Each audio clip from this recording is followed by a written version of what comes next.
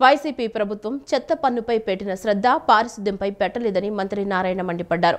2019 నుంచి గత జగన్ ప్రభుత్వం స్వచ్ఛ కార్యక్రమాన్ని వదిలేసిందన్నారు. గత 5 ఏళ్లు చెత్తపై చెత్త పన్ను వేసిన చెత్త ప్రభుత్వం నడిచిందని ఆరోపించారు. గత జగన్ ప్రభుత్వం 85 లక్షల టన్నుల చెత్త మనకు ఇచ్చి వెళ్లిందన్నారు. నెల్లూరు నగరంలో మంత్రి నారాయణ ఆధ్వర్యంలో శనివారం నాడు స్వర్ణాంధ్ర స్వచ్ఛాంధ్ర ర్యాలీ తీశారు. వీఆర్సీ కూడలి నుంచి నర్తకీ సెంటర్ వరకు ఈ ర్యాలీ సాగింది. ర్యాలీలో నగర ప్రజలు, విద్యార్థులు పాల్గొన్నారు. ఈ వేస్ట్పై పోరాటం చేయాలని నారాయణ పిలుపుకు విశేష స్పందన వచ్చింది. నర్తకీ సెంటర్లో ఈ వేస్ట్ సేకరణ వాహనాలను మంత్రి నారాయణ ప్రారంభించారు. విద్యార్థులు ప్రజల చేత మంత్రి నారాయణ స్వర్ణాంధ్ర స్వచ్ఛాంధ్ర ప్రతిజ్ఞ చేయించారు. ఈ సందర్భంగా మంత్రి నారాయణ మాట్లాడుతూ మనసు స్వచ్ఛంగా ఉండి ఇళ్లు పరిసరాలు స్వచ్ఛంగా ఉంటే అదే స్వచ్ఛత అని మంత్రి నారాయణ తెలిపారు. ప్రధానమంత్రి నరేంద్ర మోడీ ఆలోచనలకు అనుగుణంగా ఏపీ ముఖ్యమంత్రి నారా చంద్రబాబు నాయుడు స్వచ్ఛ కార్యక్రమం చేపట్టారని మంత్రి నారాయణ గుర్తు చేశారు. ముఖ్యమంత్రి చంద్రబాబు విదేశాల్లో ఉండటంతో ఏపీ వ్యాప్తంగా మంత్రులు, ఎమ్మెల్యేలు స్వచ్ఛ కార్యక్రమంలో పాల్గొంటున్నారని అన్నారు. 2014 నుంచి 19 వరకు స్వచ్ఛ కార్యక్రమం సరిగ్గానే జరిగిందని తెలిపారు. 2019 నుంచి గత జగన్ ప్రభుత్వం స్వచ్ఛ కార్యక్రమాన్ని వదిలేసిందని అన్నారు. గత 5 ఏళ్లు చెత్తపై చెత్త పన్ను వేసిన చెత్త ప్రభుత్వం నడిచిందని ఆరోపించారు. గత జగన్ ప్రభుత్వం 85 లక్షల టన్నుల చెత్త మనకు ఇచ్చి వెళ్లిందని అన్నారు. ముఖ్యమంత్రి ఎంత త్వరగా వీలైతే అంత త్వరగా రాష్ట్రంలో ఉన్న చెత్త శుభ్రం చేయాలని ఆదేశించారని మంత్రి నారాయణ పేర్కొన్నారు. ముఖ్యమంత్రి గారు ఒకటే చెప్పారు, నిజమైన స్వచ్ఛాంధ్ర స్వచ్ఛ భారత్ను మనం సాధించాలంటే ప్రతి ఒక్కరి యొక్క మనసు స్వచ్ఛంగా ఉండాలి, ప్రతి ఒక్కరి ఇల్లు శుభ్రంగా ఉండాలి, పరిసరాలు శుభ్రంగా ఉండాలి. ఈ 3 జరిగినప్పుడే మనం నిజమైన స్వచ్ఛాంధ్ర స్వచ్ఛ భారత్ సాధించగలమన్నారు. ఆ యొక్క స్లోగన్తో ఈరోజు మేము ముందుకు పోతున్నాం. ఈ నేపథ్యంలోనే ప్రతి నెల ఒక థీమ్తో ముందుకు పోతున్నాం. ప్రతి నెల 3వ శనివారం ముఖ్యమంత్రి గారు స్వయంగా ఈ కార్యక్రమాన్ని నిర్వహిస్తున్నారు. అయితే ఈ నెలలో ముఖ్యమంత్రి గారు విదేశాల్లో ఉండటం వల్ల ఈ కార్యక్రమాన్ని రాష్ట్రంలో ఉన్న 175 కాన్స్టిట్యున్సీలో ఈరోజు ప్రజాప్రతినిధులు, అధికారులు చేస్తున్నారు. ఈ నేపథ్యంలో నెల్లూరులోని ఎంతో ఘనంగా యాక్చువల్గా ఈ కార్యక్రమం చేశారు. ఈ నెలలో అయితే ఈ వేస్ట్ ఏదైతే మన ఇళ్లలో వచ్చే ఎలక్ట్రానిక్ వస్తువులు ఉన్నాయో అవన్నీ ఎక్కడంటే అక్కడ పారేయకుండా వాటిని ఒక ప్లేస్కి చేరిస్తే సచివాలయాలు చేరేటట్టుగా చేస్తున్నాం. సచివాలయాల నుంచి ఫ్యాక్టరీలు తీసుకుపోయి వాటిని రీసైకిల్ చేసి మళ్ళీ వాటిని వాడతారు. అలాంటి కార్యక్రమాన్ని ఈ యొక్క నెలలో ఈ 3వ శనివారం స్టార్ట్ చేసాం. రాష్ట్రంలో ఉన్న ప్రజలందరికీ ఒకటే చెప్పేది, ఈ వేస్ట్ని మీరు సచివాలయాలకు ఇవ్వండి. సచివాలయాల నుంచి వాటిని ఫ్యాక్టరీకి పంపిస్తాం. అందువల్ల పొల్యూషన్ తగ్గుతుందని నేను అందరికీ తెలియజేస్తాను. Thank you. వైకాపా హయాంలో పురపాలక నిధులు దారి మళ్లించారని మంత్రి నిమ్మల రామానాయుడు ఆరోపించారు. తాము బడ్జెట్లో పట్టణాలకు 13,862 కోట్లు కేటాయించినట్లు వెల్లడించారు. పశ్చిమ గోదావరి జిల్లా పాలకొల్లులో పలు అభివృద్ధి పనులకు శనివారం మంత్రి శంకుస్థాపన చేశారు. కూటమి ప్రభుత్వం అధికారంలోకి వచ్చిన అనంతరం అభివృద్ధి పనులు పరుగులు పెడుతున్నాయన్నారు. ఆర్థిక స్థితి బాగా లేకున్నా అభివృద్ధి సంక్షేమం లక్ష్యంగా సీఎం చంద్రబాబు పనిచేస్తున్నారని చెప్పుకొచ్చారు. ముఖ్యమంత్రి పాలనా దక్షతను ఆర్థిక సంఘం ప్రతినిధులు ప్రశంసించారని మంత్రి నిమ్మల తెలిపారు. బీసీలకు బ్యాక్ బోన్ గా గుర్తించిన గొప్ప నాయకుడు వైఎస్ జగన్ అని సామాజికంగా బీసీలకు పెద్దపీట వేశారని వైసీపీ నేతలు కొనియాడారు. బీసీ కార్పొరేషన్లు పదవులను ఇచ్చి గౌరవించారని, కానీ కూటమి పాలనలో బీసీలపై దౌర్జన్యాలు పెరిగిపోయాయని, రాజకీయంగా బీసీల ఎదుగుదలను జీర్ణించుకోలేకపోతున్నారని వ్యాఖ్యానించారు. తాడేపల్లి వైసీపీ కేంద్ర కార్యాలయంలో జరిగిన బీసీ విభాగం రాష్ట్ర స్థాయి కార్యవర్గ సమావేశం జరిగింది. ఈ కార్యక్రమానికి YSRCP state coordinator Sajjala Ramakrishna Reddy, BCCL రాష్ట్ర అధ్యక్షులు R Ramesh Yadav, working president Naud Venkatramana, మాజీ స్పీకర్ తమ్మినేని సీతారాం, మాజీ మంత్రులు జోగి రమేష్, కారుమూరి నాగేశ్వరరావు, ధర్మాన కృష్ణదాస్, పార్టీ ప్రధాన కార్యదర్శులు లేళ్ల అప్పిరెడ్డి, చెవిరెడ్డి భాస్కర్ రెడ్డి, పలువురు సీనియర్ నాయకులు హాజరయ్యారు. ముందుగా మహాత్మా జ్యోతిరావు పూలే దివంగత నేత డాక్టర్ వైఎస్ రాజశేఖర రెడ్డి విగ్రహాలకు నివాళులర్పించారు. ఇటీవల అనంతపురం జిల్లాలో హత్యకు గురైన కురవల లింగమయ్యకు సంతాపం తెలిపారు. అనంతరం సజ్జల మాట్లాడుతూ, స్వాతంత్ర్యం వచ్చిన తర్వాత సామాజిక న్యాయాన్ని ఆచరణలో చూపిన ఏకైక పార్టీ వైసీపీనని చెప్పారు. సమాజంలో అన్ని వర్గాలకు సమన్యాయం అందించి ప్రగతి బాటలు వేయాలని అన్ని రాజకీయ పార్టీలు చెబుతున్నాయని అన్నారు. చంద్రబాబుది అవకాశవాది రాజకీయమని, అధికారంలోకి రాగానే దోచుకోవడం ప్రారంభించారని మండిపడ్డారు. ప్రజల ఆకాంక్షలు నెరవేర్చాలంటే అన్ని వర్గాలకు సమన్యాయం వచ్చేటట్టు, అన్ని వర్గాలకు సమన్యాయం అంటే ప్రజల్లో ఎంత ఎక్కువ వెనుకబడి ఉంటే వాళ్ళకి అంత ఇంపార్టెన్స్ ఇస్తూ ముందుకు తీసుకురాగలిగి ఆల్రెడీ ముందుకు ఉన్న వాళ్లకు ఈక్వల్గా సమానంగా నడపగించగలిగితేనే ఆ సమన్యాయం అందుతుంది. అలాంటి ప్రగతికి బాటలు వేసే రకంగా ఉండాలనే కలలు కనడంలో లేదా మాటలు చెప్పడంలో ఏ రాజకీయ పార్టీ అయినా కూడా ముందు ఉంటుంది. ఎందుకు ఉంటుందంటే లేకపోతే అది రాజకీయ పార్టీ కాదు. కానీ చేతల్లో దాన్ని పూర్తిగా 100కు 200% తీసుకురావాలనే ప్రయత్నం చేసి ఆ ప్రయత్నం కూడా ఒక ప్రణాళికాబద్ధంగా విజయవంతంగా చేయగలిగిన రాజకీయ పార్టీలు స్వాతంత్రం తర్వాత దేశంలో అతి తక్కువగా ఉంటే విజయవంతంగా 5 ఏళ్లలోనే పూర్తి చేసిన ఘనత ఏ పార్టీకైనా ఉంటుందంటే ఒక్క వైఎస్ఆర్ కాంగ్రెస్ పార్టీకి మాత్రమే ఉంటుంది. పెద్ద ఓగిరాలలో భారీ చోరీ జరిగింది. మర్రెడ్డి మాధవి ఇంట్లో రిజిస్ట్రేషన్ కోసం తెచ్చిన 15 లక్షల నగదు, 30 సవర్ల బంగారాన్ని దుండగులు రాత్రి అపహరించారు. పక్క ఇంట్లో మరో బైక్ను కూడా దొంగిలించారు. క్లూస్ టీం రంగంలోకి దిగింది. పోలీసులు కేసు నమోదు చేసి దర్యాప్తు చేస్తున్నారు. కృష్ణా జిల్లా గన్నవరం నియోజకవర్గం బాపులపాడు మండలం కృష్ణా మిల్క్ యూనియన్ విజయ డైరీ ప్రాజెక్టు కామధేను వద్ద ఉద్రిక్త వాతావరణం నెలకొంది. తన కుమారుని కావాలనే చంపారంటూ ఓ తల్లి గుండెలు బాదుకుంటూ ఆవేదన వ్యక్తం చేసింది. మృతదేహాన్ని కామధేను గేటు ముందు ఉంచి రాకపోకలు నిలిపివేసి తమకు న్యాయం జరిగేంత వరకు ఇక్కడి నుంచి కదలనని రోధిస్తూ విలపించింది. తమ కుమారుడిని తమకు తిరిగి ఇవ్వండి, కావాలంటే మీకు 10 లక్షలు ఇస్తాను అంటూ మృతుని తల్లి మేనమామ ఆవేదన వ్యక్తం చేస్తున్న వైనం కృష్ణా జిల్లా గన్నవరం నియోజకవర్గం బాపులపాడు మండలం కృష్ణా మిల్క్ యూనియన్ విజయ డైరీ ప్రాజెక్టు కామధేను వద్ద చోటు చేసుకుంది. కృష్ణా జిల్లా గన్నవరం నియోజకవర్గం బాపులపాడు మండలం కృష్ణా మిల్క్ యూనియన్ విజయ డైరీ ప్రాజెక్టు కామధేనులో పనిచేస్తున్న తన కుమారుడిని కావాలనే చంపారంటూ తల్లి గుండెలు బాదుకుంటూ ఆవేదన వ్యక్తం చేసింది. కావాలనే యాక్సిడెంట్ చేశారని సీసీ ఫుటేజీని యాజమాన్యం దాచేస్తోందని ఆరోపించారు. తమకు న్యాయం జరిగే వరకు అక్కడి నుండి కదలనని విలపిస్తూ మృతదేహాన్ని కామధేను గేటు దగ్గర ఉంచి విలపించింది. మృతుని గ్రామం రేపల్ల నుండి వందల సంఖ్యలో ప్రాజెక్టు కామధేనువుకి మృతుని బంధువులు గ్రామస్తులు చేరుకుని ఆందోళన చేశారు. మృతదేహాన్ని కామధేను గేటు దగ్గర ఉంచి కామధేను గేట్లను లాక్ చేసి రాకపోకలు నిలిపివేసి న్యాయం జరిగేంత వరకు ఇక్కడి నుంచి కదలం అంటూ ఆవేదన వ్యక్తం చేశారు. మాకు న్యాయం కావాలి, మాకు న్యాయం చెప్తాను, మాకు న్యాయం అక్కడ చేయండి. నా కొడుకు న్యాయం చేస్తానా చెప్పాను. నాకు నా కొడుకు అన్న ముసడా మొక్కడా 10 సంవత్సరాలు 25 సంవత్సరాలు పెంచుకోలే నేను. నా కొడుకులని చేసేయండి మొత్తాన్ని తెలిసి కప్పేసి బయటికి రానెత్తల్లా లక్ష రూపాయలు ఇస్తానన్నారు. నేను 10 లక్షలు ఇస్తా. నా కొడుకు నాకు అప్పు చెప్పమని నాకు అంతే. నాకు కావాల్సిన న్యాయం అది, నాకు కావాల్సిన న్యాయం అది అయ్యా. నా కళ్ళు మించి నాకేం న్యాయం అయ్యా. స్వర్ణాంధ్ర స్వచ్ఛాంధ్ర కార్యక్రమంలో భాగంగా విజయవాడను చెత్తరహిత నగరంగా తీర్చిదిద్దేందుకు నగరపాలక సంస్థ గట్టి చర్యలు తీసుకుంటోంది. నగరంలో ఎక్కడా మురుగునీరు లేకుండా, దోమలు వ్యాప్తి చెందకుండా ఉండేందుకు మున్సిపల్ అధికారులు అనేక కార్యక్రమాలను చేపట్టారు. కూటమి ప్రభుత్వం ఎంతో ప్రతిష్టాత్మకంగా స్వర్ణాంధ్ర స్వచ్ఛాంధ్ర కార్యక్రమాన్ని రాష్ట్రంలో అమలు చేస్తోంది. ఇందులో భాగంగా విజయవాడ నగరాన్ని చెత్తరహిత నగరంగా తీర్చిదిద్దటంతో పాటు దోమల నివారణకు అధికారులు ప్రత్యేక చర్యలు చేపట్టారు. మురుగు కాలువలు, డ్రైనేజీలో దోమలు వ్యాప్తి చెందకుండా ఉండేందుకు అందుకు సంబంధించిన మందులను స్ప్రే చేయడంతో పాటు ప్రత్యేక లార్వాలు కాలువల్లో విడుదల చేస్తున్నారు. ఇక నగరంలోని శివారు ప్రాంతాలు, మురుగు కుంటలు ఉండే ప్రాంతాల్లో వాటి నివారణ కోసం డ్రోన్లను వినియోగిస్తున్నారు. వీటి ద్వారా మందులను స్ప్రే చేస్తూ దోమల నివారణకు చర్యలు తీసుకుంటున్నారు. నిన్న జరిగిన స్వర్ణాంధ్ర స్వచ్ఛాంధ్ర కార్యక్రమంలో విజయవాడ మున్సిపల్ కార్పొరేషన్ ప్రత్యేక ప్రదర్శన చేపట్టింది. మున్సిపల్ సిబ్బంది మందులు, లార్వా పరికరాల వినియోగంపై ప్రజలకు అవగాహన కల్పించారు. రాష్ట్రంలోని కూటమి ప్రభుత్వం దళితులకు తీరని ద్రోహం చేసిందని జై భీమ్ భారత్ పార్టీ వ్యవస్థాపకులు జడ శ్రావణ్ కుమార్ ధ్వజమెత్తారు. ఎస్సీ వర్గీకరణ పేరుతో అంబేద్కర్ ఆశయాలకు తూట్లు పొడుస్తూ నారా చంద్రబాబు నాయుడు దళితులకు అన్యాయం చేస్తున్నారని మండిపడ్డారు. ఏపీ సీఎం చంద్రబాబుకు దళిత జాతికి వెన్నుపోటు పొడవటం పరిపాటిగా మారిందన్నారు. గాంధీనగర్ జై భీమ్రావ్ భారత్ పార్టీ కేంద్ర కార్యాలయం నందు జరిగిన మీడియా సమావేశంలో జై భీమ్రావ్ భారత్ పార్టీ వ్యవస్థాపకులు, హైకోర్టు ప్రముఖ లాయర్ జడ శ్రవణ్ కుమార్ మాట్లాడారు. ఎస్సీ వర్గీకరణ పేరుతో అంబేద్కర్ ఆశయాలకు తూట్లు పొడుస్తూ నారా చంద్రబాబు నాయుడు దళితులకు అన్యాయం చేస్తున్నారని మండిపడ్డారు. ఏపీ సీఎం చంద్రబాబుకు దళిత జాతికి వెన్నుపోటు పడటం పరిపాటిగా మారిందన్నారు.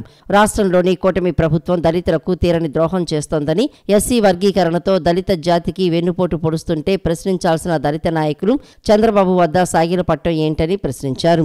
కూటమి ప్రభుత్వం దగాకోరు రాజకీయానికి ఎస్సీ వర్గీకరణ నిదర్శనమని అన్నారు.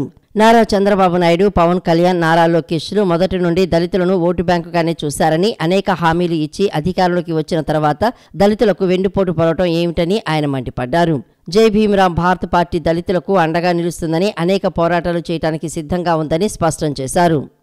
నేను చాలా స్పష్టంగా సూటిగా చెప్తున్నా, ఖచ్చితంగా మీరు తీసుకొచ్చినటువంటి ఈ ఆర్డినెన్స్ రాష్ట్రంలో ఉన్నటువంటి 80 లక్షల మంది మాలల యొక్క బ్రతుకుల మీద చితి పేర్చడానికి ఏర్పాటు చేసినటువంటి ఒక ఆర్డినెన్స్గా ప్రజలు గుర్తిస్తున్నారు, గుర్తిస్తారు, గుర్తించబోతారు అని మీ 2 రాష్ట్రాల్లో ఉన్నటువంటి ముఖ్యమంత్రులకి జేబీఎంరావు భారత పార్టీ చాలా తీవ్రంగా హెచ్చరిక జారీ చేస్తుంది. మీరు అనుకుంటున్నారు తెలంగాణలో నేను చేసేసాను, ఆంధ్రాలో ఆయన చేసేసాడు, గురు శిష్యులు ఇద్దరం కూడా మాలల్ని మాదిగల్ని విభజించేటువంటి ఒక అద్భుతమైన ప్రణాళికల్ని సుప్రీంకోర్టు జడ్జిమెంట్ రూపంలో చాలా అద్భుతంగా చేసేసాం, ఇక వీళ్ళు రాజ్యాధికారానికి రారు, రెడ్లుగా మేము అక్కడ పరిపాలించవచ్చు, కమ్మవాళ్ళుగా మేము ఇక్కడ పరిపాలించవచ్చు, 2 సామాజిక వర్గాలు మాత్రమే మేము అద్భుతంగా పరిపాలన చేసుకుంటాం, ఇక మాకు ఎవరు అడ్డు లేరని మీరు అనుకుంటున్నారు. 2000 సంవత్సరంలో రేవంత్ రెడ్డి మీ గురువు గారు చంద్రబాబు నాయుడు గారు 2000 సంవత్సరంలో చేసినటువంటి చట్టం, 2000 సంవత్సరంలో మాలామాదిగలను విడదీయడానికి చేసినటువంటి చట్టం 2004లో ఆయన ముఖ్యమంత్రి పదవి కోల్పోవడానికి కారణమైందన్న విషయం మాత్రం గుర్తుపెట్టుకోమని కోరు.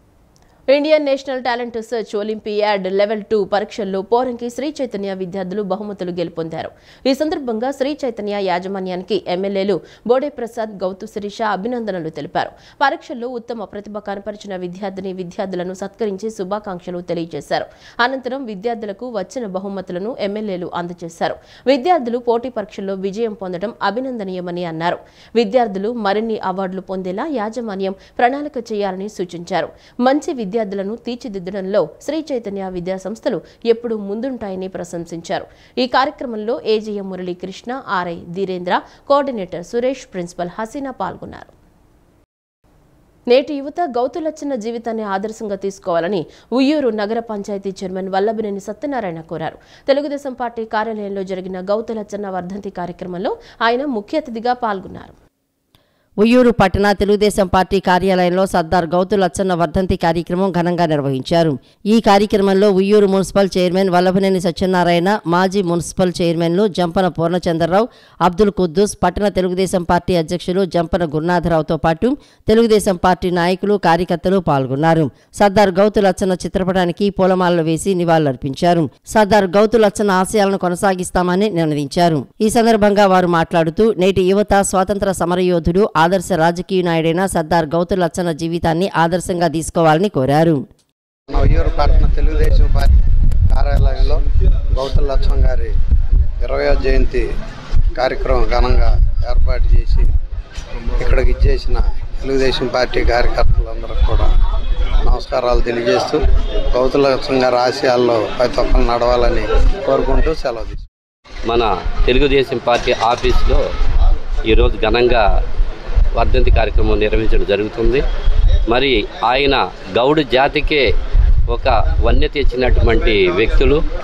ఆయన ఆశయాలకు గౌడు కులస్తులు అందరూ కూడా పట్టుబడి వాళ్ళ ఆశయాలకు నడిపించుకుంటూ ముందుకు వెళ్ళి మరి ఆయనకి ఘనమైన నివాళులు అర్పించడానికి ఈరోజు కనంలో కూడా మంచి ఒక విగ్రహం ప్రతిష్ఠ చేస్తున్నారు. వారికి మరి వాళ్ళందరికీ కూడా మన ఎమ్మెల్యే గారికి అందరికీ ఒక విగ్రహ ఆవిష్కరణ సందర్భంగా అందరికీ ధన్యవాదాలు తెలియజేస్తూ ఈరోజు ప్రముఖ స్వాతంత్ర సమరయోధులు సిక్కోలు సింహం స్వర్గీయ గౌతు లచ్చన్న గారి సర్దార్ గౌతు లచ్చన్న గారి వర్ధంతిని పురస్కరించుకుని పట్టణ తెలుగుదేశం పార్టీ ఆధ్వర్యంలో ఈరోజు వారికి ఘన నివాళులు అర్పించడం జరిగింది. సర్దార్ గౌతు లచ్చన్న గారు శ్రీకాకుళం జిల్లా బార్వాలో జన్మించి ఈ దేశ స్వాతంత్ర పోరాటంలో కానివ్వండి, అలాగే ఈ రాష్ట్ర రాజకీయాల్లో కానీ ప్రముఖ పాత్రను పోషించి ఎంతోమందికి ఆదర్శప్రాయుడయ్యారు. ఆయన జీవితం యువతకు స్ఫూర్తి కావాలని కోరుకుంటూ వైసీపీ సోషల్ మీడియా యాక్టివిస్ట్ అయిన పాలెటి కృష్ణవేణిని అరెస్టు చేయడం అమానుషమని మంగళగిరి వైసీపీ ఇన్ఛార్జ్ దొంతిరెడ్డి వేమారెడ్డి అన్నారు. రాష్ట్రంలో కక్షపూరిత రాజకీయాలే నడుస్తున్నాయని, సరైన పరిపాలన లేదని వేమారెడ్డి వాపోయారు. 40 సంవత్సరాల్లో ఇలాంటి కక్షపూరిత రాజకీయాలు మేము చూడలేదని, రాజకీయాల్లో ఎవరూ శాశ్వతం కాదు, మారుతా ఉంటాయని ఇది గమనించుకోవాలని మంత్రి లోకేష్ అంటూ ఆగ్రహం వ్యక్తం చేశారు. వైసీపీ సోషల్ మీడియా యాక్టివిటీ అయిన పాలెటి కృష్ణవేణి అరెస్టైన సంగతి తెలిసిందే. ఈ నేపథ్యంలో కృష్ణవేణి మంగళగిరి వైసీపీ ఇన్ఛార్జ్ దొంతరెడ్డి వేమారెడ్డి మల్కత్తులో కలిశారు.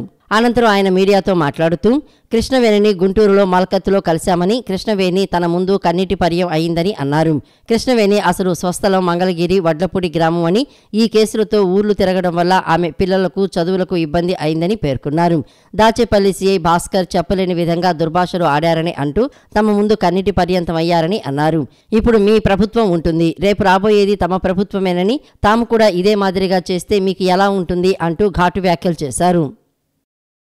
వాక్ స్వాతంత్రం ఉందండి, అట్లానే తప్పు మాట్లాడితే దాన్ని మీరు సహించమని నేను చెప్పను. You take action, I don't mind.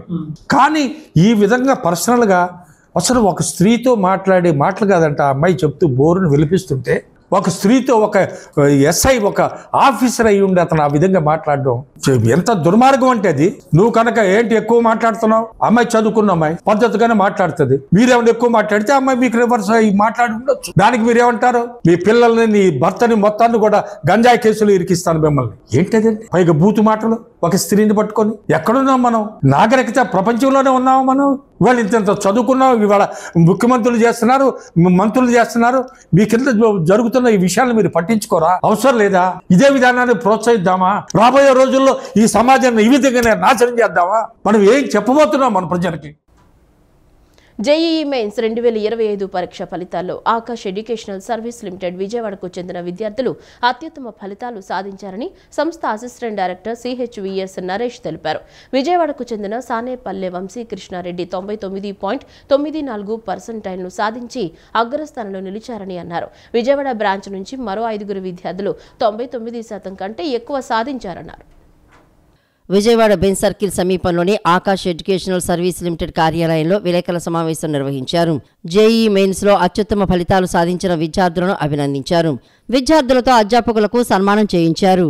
ఈ సందర్భంగా సంస్థ assistant director CHVS Naresh, Vijayawada branch manager Mahendra మాట్లాడుతూ జేఈఈ మెయిన్స్ 2025 పరీక్షా ఫలితాల్లో ఆకాష్ ఎడ్యుకేషనల్ సర్వీస్ లిమిటెడ్ విజయవాడకు చెందిన విద్యార్థులు అత్యుత్తమ ఫలితాలు సాధించారని తెలిపారు.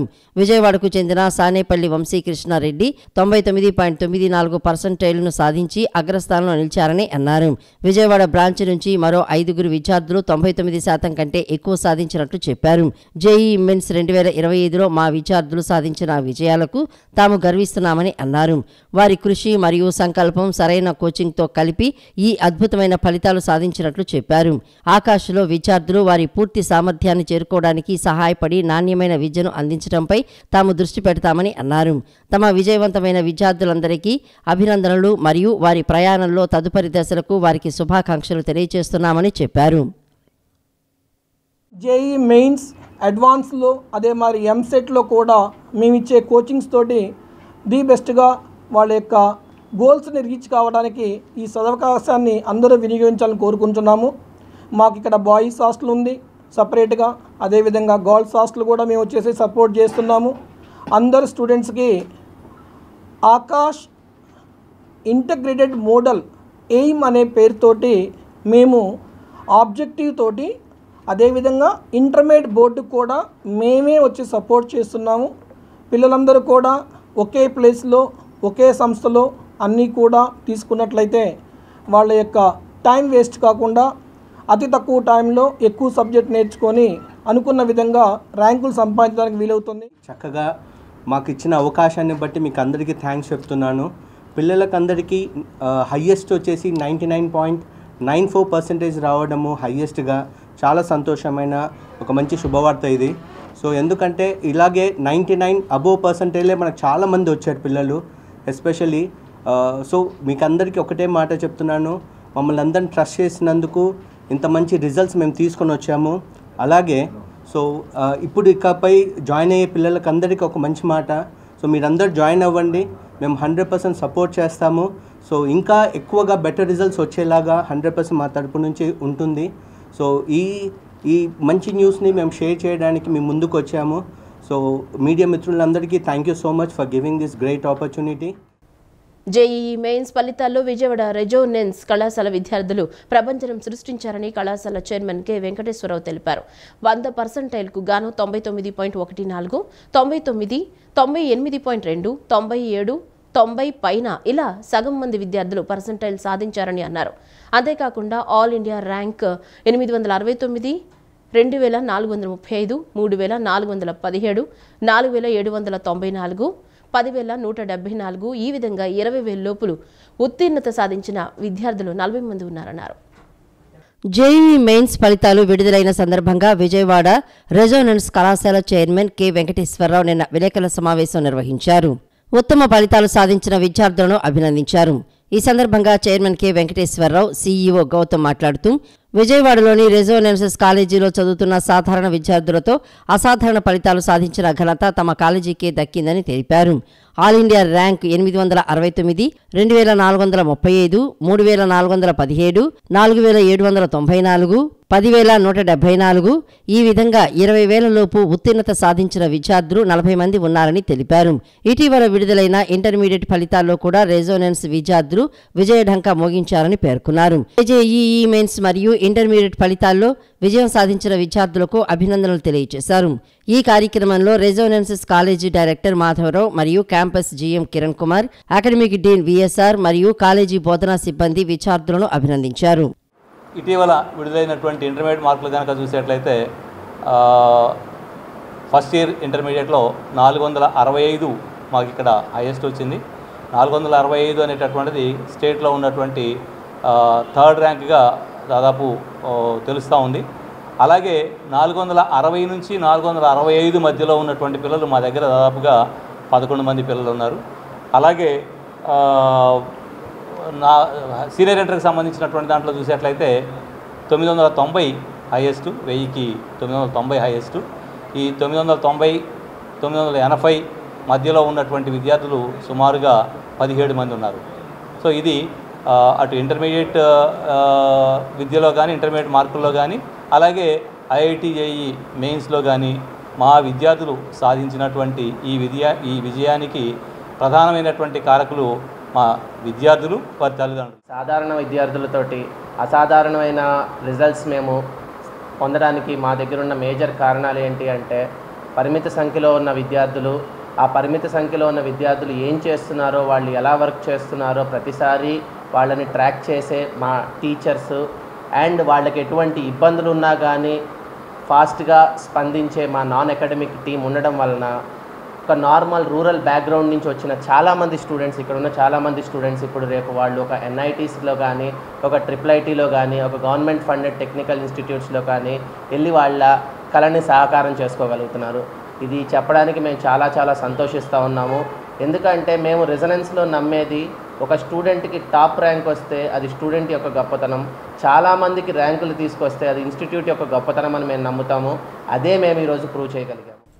ఈ వార్తలు ఇంతటితో సమాప్తం. నమస్కారం.